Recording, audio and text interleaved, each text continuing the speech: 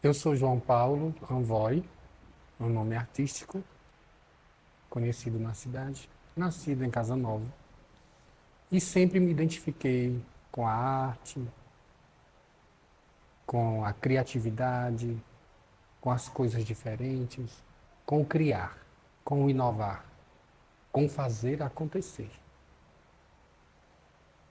Conheci Mãe Doura num período antes de 2010, num determinado momento de uma festa que a casa estava realizando.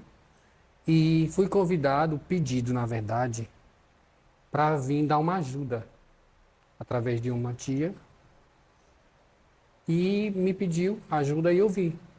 Cheguei aqui para ajudar apenas a confeitar um bolo. E aí aos poucos a gente foi criando um vínculo, uma amizade, aí foi crescendo, crescendo, crescendo, até que chegou um momento, depois de muito andar, de uma iniciação para o candomblé.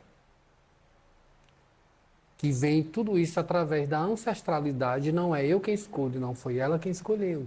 A gente até coloca certas barreiras para não aceitar, para não querer viver. E aí veio a necessidade, dentro de tudo isso, da iniciação de Mãe Doura no candomblé. E ela veio com o dom de ser mãe de santo. E aí, quando foi para a iniciação dela, tudo era muito difícil, nós não tínhamos as condições necessárias para que a gente fizesse além do que a gente fez. Eu já tinha uma intenção, porque eu gostava de ver minha mãe costurando. Minha mãe não era costureira para vender. Minha mãe era costureira de alguns momentos. Eu via, gostava, eu já inventava algumas coisas em casa, mas costura não. Paramenta também não. Fazia muita coisa, muito artesanato, mas até então paramenta não. Quando foi o desafio da iniciação dela? Ela precisava de uma paramenta. Ela tinha que sair, ela tinha que estar dentro dos padrões que a hierarquia do candomblé pede. Aí eu fui buscar uma maneira, a forma, estudar para montar uma paramenta que fosse para vestir o orixá dela. E o orixá dela é Kayala. Popularmente são conhecidos como Iemonjá, a mãe de todos os oris, a mãe respeitada dentro do candomblé. Não era a primeira que eu fazia, mas era a primeira de candomblé. Eu já tinha feito uma para uma obrigação de umbanda, que é uma diferença muito grande. Então, a primeira paramenta que eu fiz foi de Kayala. A primeira roupa que eu fiz foi de Kayala. E também fiz uma outra paramenta para o mesmo momento, que era de Logunedé, que foi uma outra pessoa iniciada junto com ela. Então foi um desafio duplo. E para a saída exige-se 3 roupas, que chama-se Sarapocan, e a roupa de rum, que é o que a gente chama, que é a roupa que veste o orixá, a paramenta que veste o orixá, que dá ênfase à beleza da festa do orixá. E eu consegui construir a melhor paramenta que eu pude naquele momento. Aos olhos de quem já conhecia, aos olhos de quem nos viram pela primeira vez, ficaram surpresos. Ficaram surpresos. Porque foi linda. Naquela época, mesmo com as condições mínimas que nós tínhamos, foi linda. E até hoje está. E até hoje permanece. Na época da iniciação dela, a paramenta dela era para ser prata com azul, por conta da qualidade. E eu fiz a paramenta dela toda prata. Depois da paramenta dela, aí veio-se a outra, que era de Angorô, que Angorô já se veste de amarelo com verde, que é a denominação das características da qualidade dele. Tá? Que ele vem todo no verde com amarelo, tudo trabalhado, com palhas, porque também, além disso, ele ainda simboliza o arco-íris. Então, você tem que começar a pensar de uma forma para mesclar tudo isso dentro daquele universo. Depois dessa outra paramenta, quando eu já vim fazer uma mais elaborada, já foi para Yansan, que é o meu orixá, que é meu ori. Então era uma paramenta rosa, porque Yansan ela tem essa característica de vestir o branco com rosa. O rosa, porque é uma cor mais delicada, no meu caso, que não só angoleiro, porque angoleiro tem a diferença. Angoleiro veste vermelho Yansan. Na minha nação, que é Queto, ela veste rosa e branco, ou se não marrom, palha. E aí você vai se aprofundando nesses fundamentos que você vai aprendendo ao mesmo tempo e construindo uma paramenta, uma vestimenta dentro daquele patamar que nos dá. Assim como depois veio o Abaluaê, que é o orixá que se veste todo de palha, que é uma paramenta toda mais trabalhada, mais rústica, certo? Mas todos esses elementos, eles não deixam de ter o búzio, que é característico da nação de Candomblé. Esses elementos, ele vai ter sempre o búzio presente e em foco. Sendo que hoje, depois dessa experiência que foi passando ao longo do tempo, características, roupas, e a cada festa que se faz, a gente quer fazer uma roupa nova. A gente não quer repetir roupa. Então, todas as festas a gente quer uma roupa nova, uma roupa mais elaborada, mais trabalhada, melhor do que aquela que a gente já usou. A gente não quer fazer o mesmo, tá? Então, foi se passando ao longo do tempo, ao longo da caminhada, essa necessidade de sempre melhorar, de sempre evoluir. E aí veio-se realmente a evolução de toda essa tecnologia que nós temos hoje, que é tudo muito mais fácil para a gente conseguir, para comprar, para chegar até onde a gente deseja. Mas eu preciso relatar que eu despertei o interesse e a vontade, além da necessidade, foi porque eu fiz uma viagem a São Paulo e eu passei em frente a uma loja de artigos religiosos direcionada a Candomblé. Porque lá é muito forte, a comercialização lá é muito intensa, lá é muito realmente pesada. Porque lá é um universo assim que dá de tudo. E que tudo chega primeiro, digamos. Então, nós fizemos essa experiência aqui, mas eu tinha visto e me despertou quando eu passei. Eu passei de ônibus coletivo na frente da loja e eu vi uma paramenta num manequim. E aquilo me chamou a atenção. E eu nunca esqueci. Quando eu cheguei em casa, eu peguei papel e caneta e rabisquei o que eu tinha visto para eu não esquecer e não perder a memória daquilo. Quase ninguém sabe dessa história, desse pedacinho da história.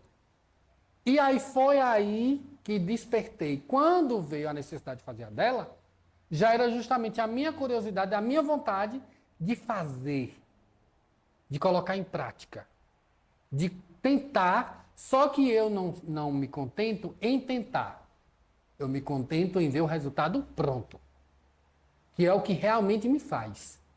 O que me realiza, me satisfaz, não é um simples elogio do tá lindo, do tá bonito, parabéns, que é muito bom, mas o que mais me realiza é eu planejar e eu conseguir realizar e pôr em prática. Então, quando eu termino tudo que eu faço, a minha surpresa é de ter conseguido chegar àquele ponto. Mas eu tinha consciência de tudo que eu ia fazer. Eu fiz pensando exatamente para se chegar ali. Então, eu nunca me contentei com menos. O João Paulo iniciou aqui na minha casa, né? Ele é uma pessoa muito importante para nós aqui da casa, que ele trouxe uma importância muito grande por conta das paramentas que ele faz para os orixás, né? Também as roupas que ele faz são para todos nós, para orixás, para Iaô, para iniciante, para todos. O mundo da casa ele que costura, né? E assim, hoje ele faz, que por mim ele já tinha feito, né, um ateliê para vender roupas para fora também, né? Porque ele faz muito bem. Cada uma melhor do que a outra. Então, minha vinda para cá foi um tanto não esperada, né? resisti muito para poder começar a frequentar, mas a partir do momento que eu vim, comecei a assistir, a ficar sentada no banco, sempre vinha prestando atenção nas roupas, nas paramentas, nas danças, muito bonitas, né? E aí aquilo veio enchendo meu coração e eu comecei, sempre quando tinha um candomblé, eu vinha para poder assistir. E daí vim começando a ter contato com Mãe Dora, com o Pai João Paulo. E aí eu sempre vi ele costurando, né? Fazendo as roupas, desde os abiãs até os orixás, né? E uma mais bela do que a outra, porque sempre quando ele pega para poder fazer uma ração ou uma roupa, uma paramenta como essa, ele usa uma dedicação muito grande e um carinho também para poder sempre fazer uma melhor que a outra, cada uma com seu registro, com sua característica individual, e sempre é um trabalho muito bem feito. Sou Anne Caroline, tenho 20 anos, sou macota do Inzu Caiala de Unzambi. Minha chegada aqui é assim, minha avó era filha de santo, de minha mãe de santo, e eu sempre acompanhei ela aqui, mas não frequentava como filha. Nesse processo de acompanhar minha avó, nesse processo de ver como ela saía nas coisas, eu tinha muita admiração por ele, João Paulo, não só pelo cuidado que ele tinha com minha avó, mas pelo cuidado que ele tinha em cuidar das entidades dela quando ela entrava em transe. Fora que eu ficava apaixonada quando eu vinha para cá para festa, para alguma coisa do tipo, que eu via como ele entrava para dentro do baquice, que é onde a gente paramenta as entidades, e como saíam lindas, como tudo era feito por ele, e além de ser feito por ele, ele mesmo que vestia, ele mesmo que paramentava do jeito dele, que, como a gente sempre falou, pode vir quantas pessoas forem, ninguém nunca vai fazer igual.